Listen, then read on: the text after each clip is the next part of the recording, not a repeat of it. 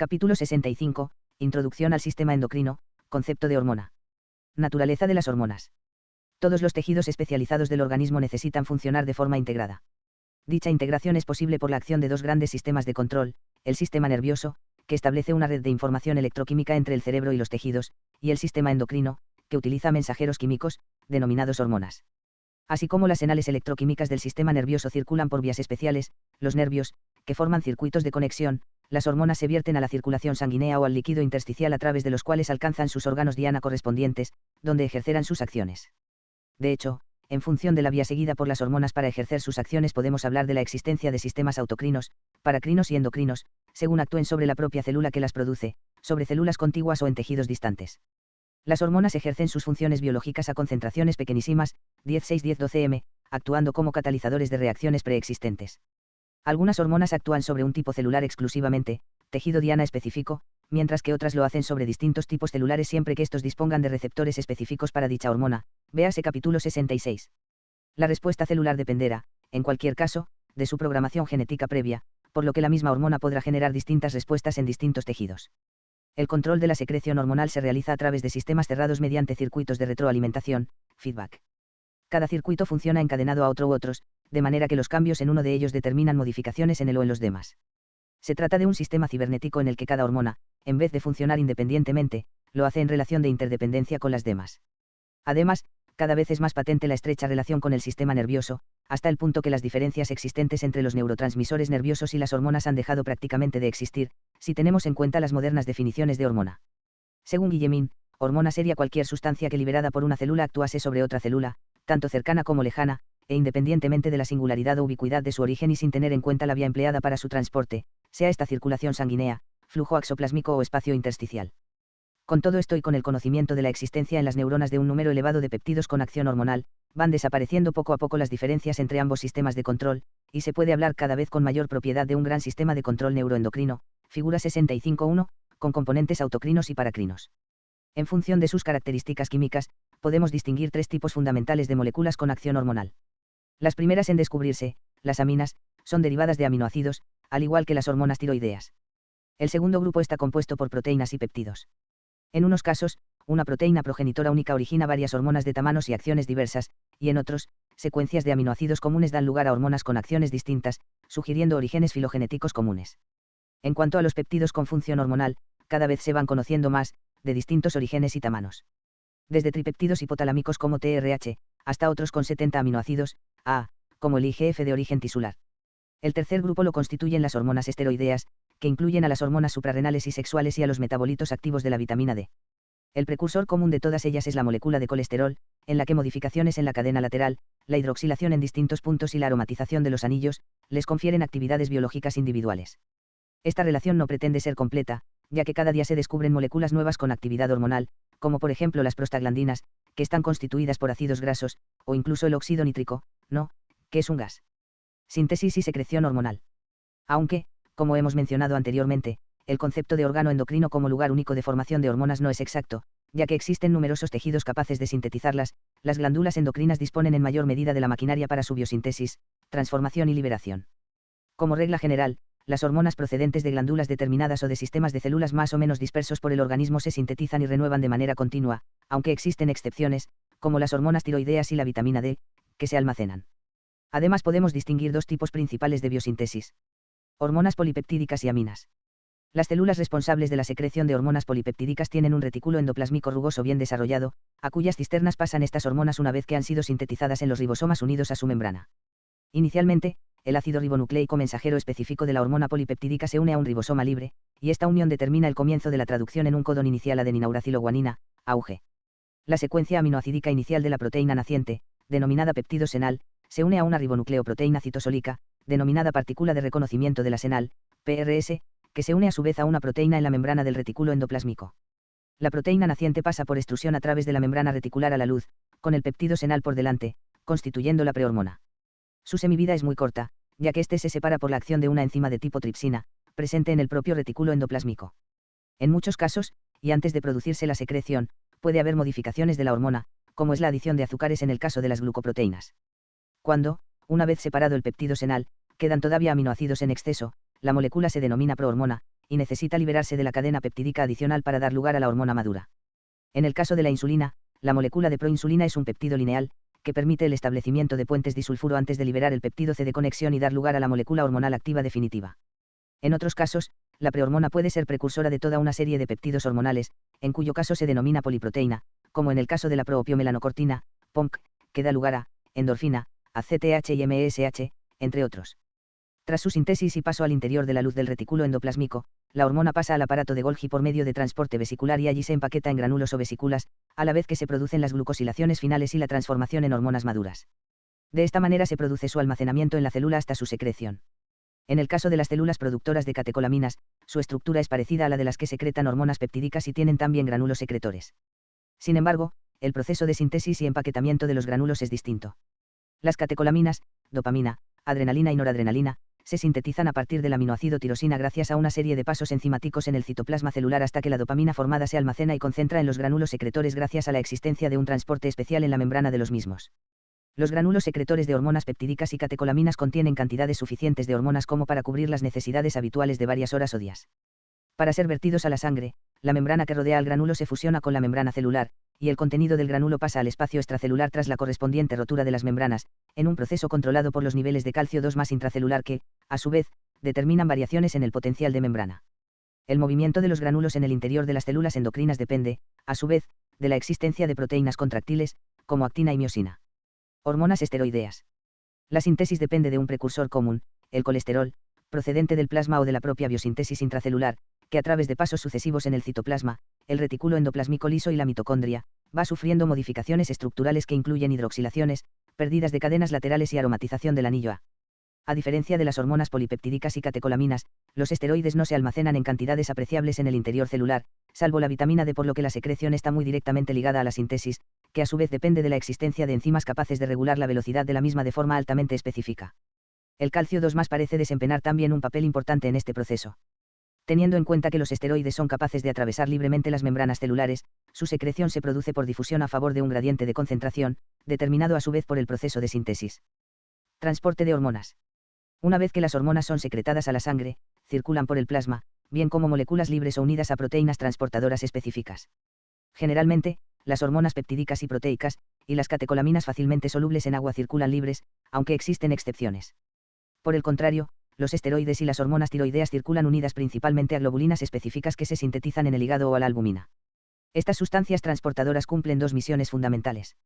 Por un lado, permiten la solubilización en el plasma de sustancias lipoides, y por el otro, permiten la creación de una especie de reserva circulante de las correspondientes hormonas, ya que las hormonas unidas a una proteína transportadora no son biológicamente activas, pero tampoco son metabolizadas.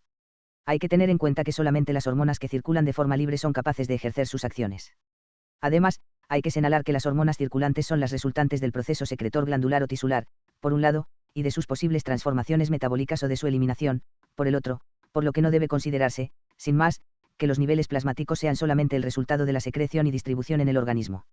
Metabolismo hormonal.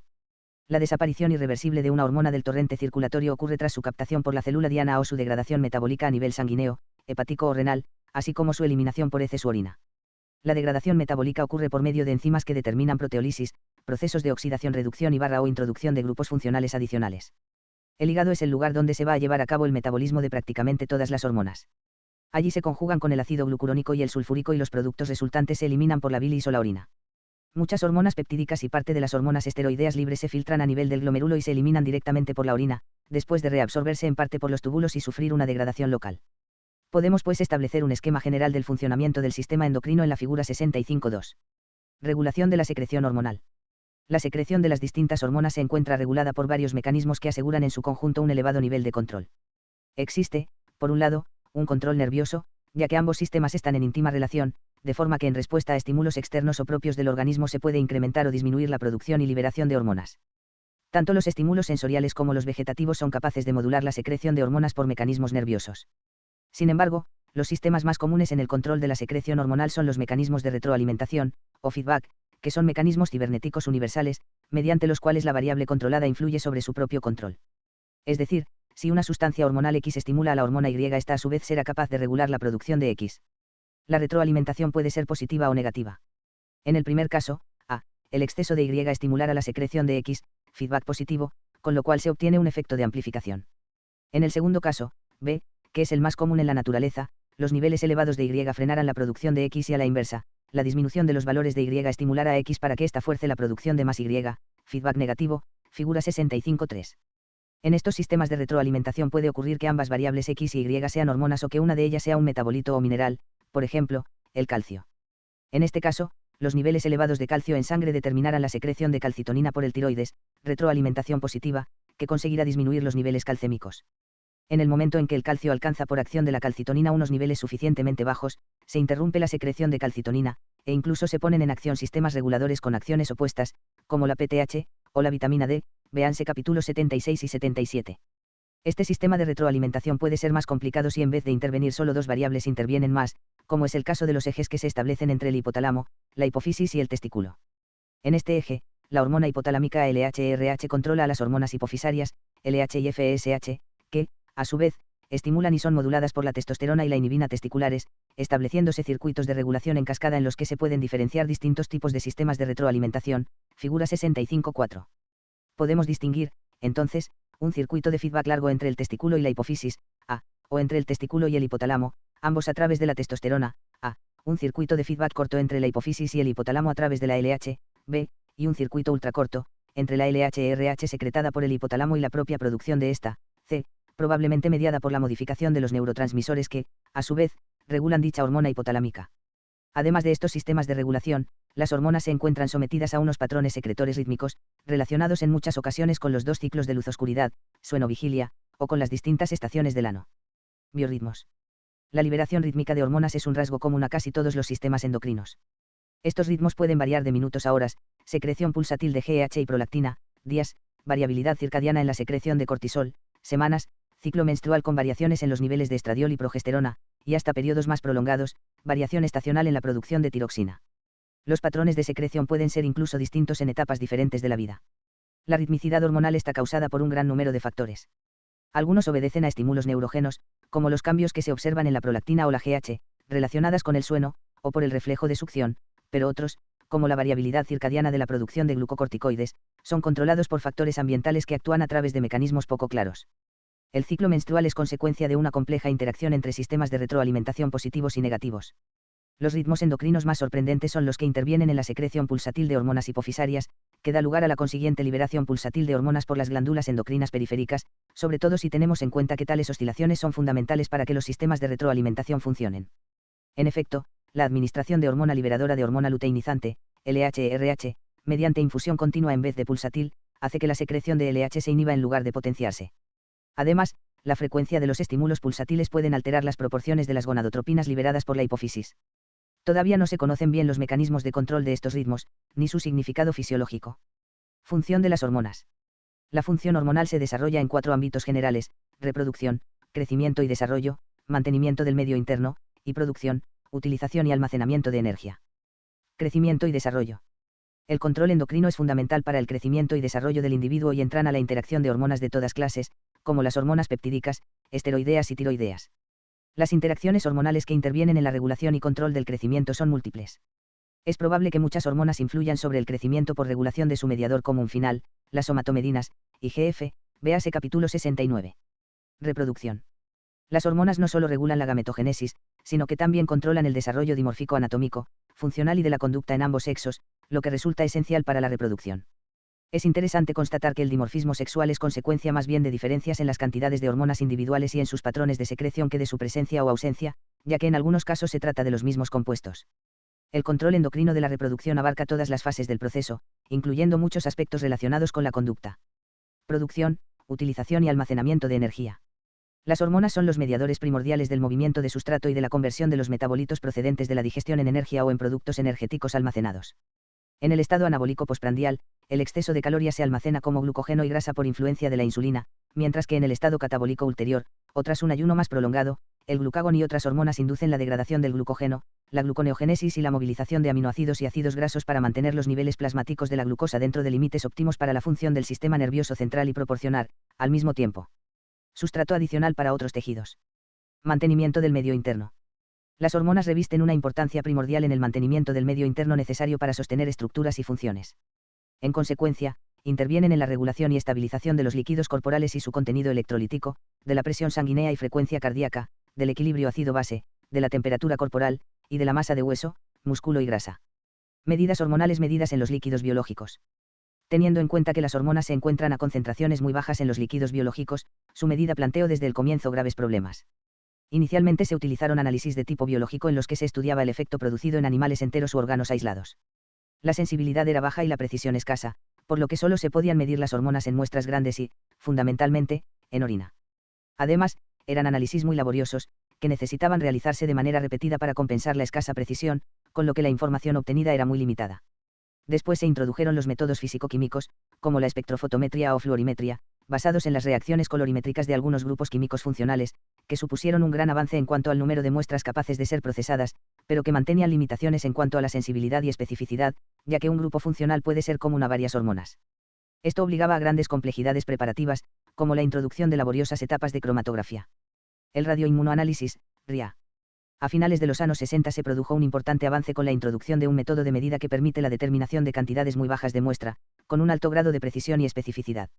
El método se basa en la competencia entre una hormona marcada con un isótopo radioactivo, 125-1O3, y la misma hormona natural presente en la muestra, por un anticuerpo altamente específico, obtenido por inmunización en el conejo u otro animal, contra la hormona correspondiente, unida a un estimulante inmunitario inespecífico. Como las cantidades de anticuerpo y de hormona marcada utilizados en el análisis son siempre las mismas y lo que varía es la cantidad de hormona no marcada, después de un proceso en el que separamos la hormona libre de la unida al anticuerpo, encontraremos que en este habrá tanto menor cantidad de radiactividad cuanto mayor sea la cantidad de hormona no marcada. Estableciendo una curva patrón con cantidades conocidas de hormona natural, podemos deducir la cantidad de hormona fría existente en una muestra en función de la radiactividad unida al anticuerpo. La gran sensibilidad del RIA se basa en las elevadas constantes de asociación de las reacciones antígeno-anticuerpo, lo que unido al hecho de poder medir cantidades de radiactividad muy pequeñas, permite la detección de hormonas a niveles inferiores al picogramo, 10-12 gramos. Además, tiene una gran precisión, es muy sencillo de manejar y puede someterse a procesos de automatización. Recientemente el marcador radiactivo ha sido sustituido por enzimas o sustancias fotoluminiscentes, que permiten obviar los inconvenientes de la manipulación de sustancias radiactivas, dando lugar a los denominados ELISA, análisis de inmunoabsorción ligados a enzimas, o análisis luminométricos. Medidas de la secreción hormonal. Cuando pretendemos medir la secreción de una hormona por parte de su glándula productora, solamente en contadas ocasiones podremos determinar su concentración directamente en el efluente venoso de esta. De esta manera, si conocemos también los niveles en la sangre arterial que le llega, podremos establecer la diferencia, de la que obtendremos la hormona secretada si conocemos también el flujo sanguíneo en dicha glándula. Cuando se pueden realizar medidas directas, se puede determinar la denominada velocidad de producción sanguínea, que supone la cantidad total de hormona que entra en el torrente circulatorio en la unidad de tiempo y que depende del volumen sanguíneo total, de la concentración plasmática y de la velocidad de depuración metabólica. En general, se determinan solamente los niveles plasmáticos, pero eso puede inducir a error, pues la secreción hormonal suele ser episódica, con lo que podemos encontrarnos con valores justamente en el máximo de un pico secretor o, por el contrario, en un valle prolongado. Por ello, a veces es necesario realizar medidas repetidas a lo largo del día para tener una idea más real de los valores hormonales, o de sus ritmos de secreción. Una forma de obviar las limitaciones de las medidas plasmáticas es volver de nuevo a las medidas urinarias, en muestras de 24 horas, que supone de hecho la integración de la producción hormonal durante dicho periodo. Aunque la obtención de las muestras completas es a veces difícil, y lo que podemos medir son metabolitos hormonales y no las hormonas directamente, la información que podemos obtener es muy importante. Además, en general, las cantidades de estos metabolitos suelen ser muy superiores a los niveles plasmáticos, por lo que su determinación es muy fácil.